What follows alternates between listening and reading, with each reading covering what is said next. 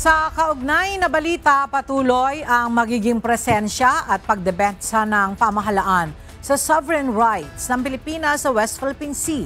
Ito ang iginiit ni Pangulong Ferdinand Marcos Jr. kasunod ng panibagong insidente ng harassment ng Chinese vessel sa Baho de Masinloc. Ayon sa Pangulo, hindi titigil ang gobyerno sa trabaho nito na protektahan ang karapatan ng bansa sa West Philippine Sea.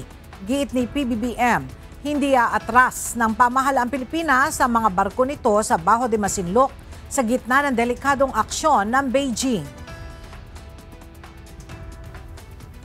Sinong Pinoy na gusto magkagera? Sino? Kahit maghanap ka para sa akin, kahit isa.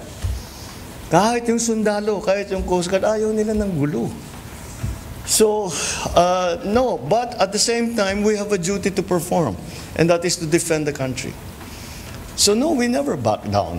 We always continue to do it.